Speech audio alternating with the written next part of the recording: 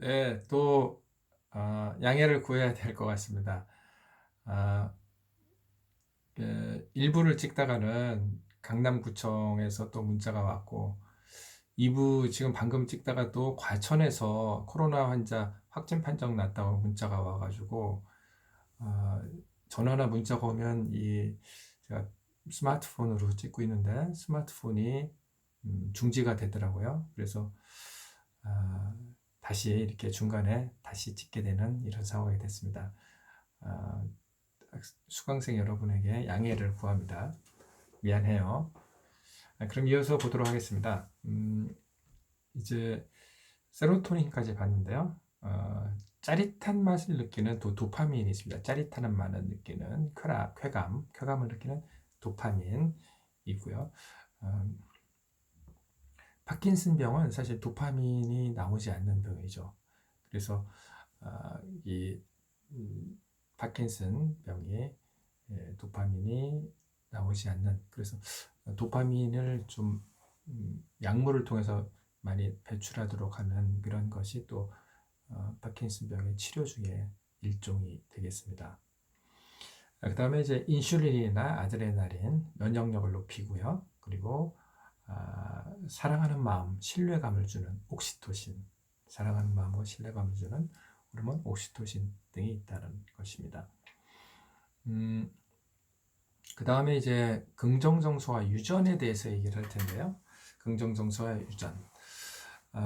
우리가 기본적인 정서 반응은 상당 부분 유전에 의해서 결정된다는 겁니다. 생후의 학습에 의한 것이기보다는 생후의 학습이나 환경에 의한 것이기보다는 유전적인 것에 의해서 정서 반응, 성향은 결정된다는 겁니다. 그 다음에 이제 16페이지에 보시면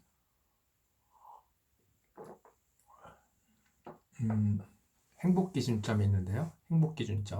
행복기준점은 대다수의 사람들이 일시적으로 높거나 낮은 정서 경험, 뭐 행복하다든지 불행하다든지 하는 그런 정서 경험을 한 뒤에 돌아가게 되는 행복의 평균 수준 또는 기준점을 행복 기준점이라고 합니다.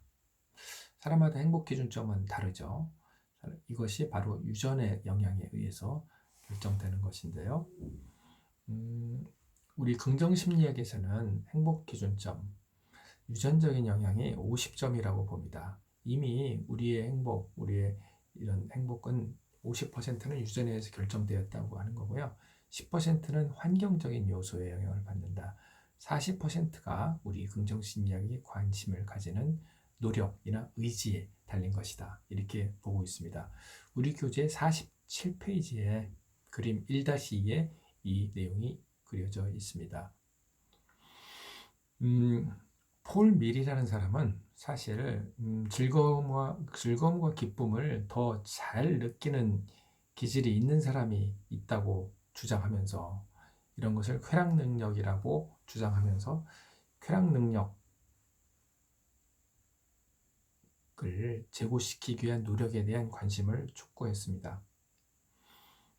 또 일란성 쌍둥이에 대한 연구에 의하면 일란성 쌍둥이는 행복도 점수의 상관성이 상당히 높고 일란성인 경우에는 그 상관성이 유의미하지 않다라는 연구가 있습니다.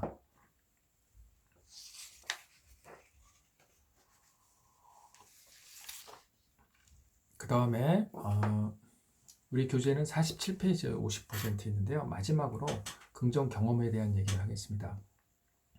이 긍정 경험은 우리가 5장부터 12장에 걸쳐서 각 주제별로 행복에 대한 얘기를 하게 될 텐데 5장부터 12장, 우리 교재 5장부터 12장경의 각 경험들이 각 주제 이런 것들이 긍정 경험에 대한 내용들입니다. 주로 긍정 경험에 대한 내용들인데 5장부터 12장에 걸쳐서 얘기를 하게 될 텐데 그거에 대한 간단한 개략적인 설명을 지금 하게 될 겁니다. 긍정 경험이 여러 가지가 있는데 성공 경험이 사실 긍정 경험 중에 대표적인 경험이 되겠습니다. 성공 경험. 우리가 사실 긍정 경험의 첫걸음이라고도 볼 수 있어요. 성공 경험은 긍정 경험의 첫걸음이라고 볼 수 있는데 어떤 성공 혹은 성취 이런 경험이 자신감을 준다든지 이런 것에 매우 중요하기 때문에 성공 경험이 매우 중요하다고 보겠습니다. 우리 교재는 5장에서 있어서 이 이후에 우리가 또 살펴볼 거고요. 그 다음에 연애 경험입니다. 연애 경험도 대표적인 긍정 경험인데요. 6장 연애 심리에서 살펴볼 텐데 특별하게 경험하는 아주 강렬한 경험이죠. 연애 경험 6장에서 살펴보도록 하겠습니다. 몰입 경험이 있습니다. 몰입 플로우 칙센트미아이가 제시한 개념인데요. 몰입 어떤 일을 하면서 고도의 집중 상태에 있는 것 이것이 몰입입니다. 어떤 일을 하면서 고도의 집중 상태에서 즐겁게 몰입하는 것 이것이 몰입인데 개인의 역량을 최대한도로 발휘하게 하죠. 그 다음에 이제 여가 경험이 되겠습니다. 여가 경험도 어떤 긍정 경험의 중요한 요소인데요. 여가는 의무적인 일이나 직업적인 업무를 떠나서 한가하게 즐기는 여유로운 휴식이나 재미를 찾기 위한 취미 활동으로 정의가 되는데요. 휴식과 같은 여가 경험은 행복과 삶의 만족도에 깊이 연관이 되어 있다고 보겠습니다. 그 다음에 이제 절정 경험이 있습니다. 절정 경험은 인생의 과정에서 경험하게 되는 매우 기쁘고 흥분되는 감격적인 순간인데요. 이런 절정 경험은 사실 그 당시에는 느끼기 좀 어렵고 지나고 나서 이제 느끼게 되는 그런 경향이 있습니다. 그 다음에 이제 고원 경험입니다. 고원 경험은 어떤 깨달음을 수반하는 인지적 요소가 들어가야 돼요. 절정 경험에는 사실 그런 인지적 경험은 없습니다. 근데 고원 경험의 특징은 어떤 깨달음을 수반하는 인지적 요소가 있다. 그리고 평정 상태이다. 자각과 이완 상태이다. 절정 경험이 우발적이고 우연하게 발생한다면 고원 경험은 학습될 수 있다. 이것이 차이점이 되겠습니다. 소비 경험, 우리 교재 8장 소비 심리에 대해서 공부할 텐데 소비 경험.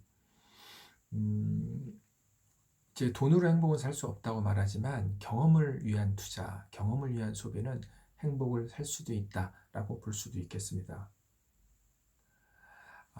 경험에 투자하거나 혹은 다른 사람과 즐거운 체험을 같이 하는 것은 장기적으로 긍정적인 감정을 유지하는 데 도움이 된다고 보겠습니다. 네, 그러면 1장 심리학과 긍정심리학의 내용은 이것으로 마치겠습니다.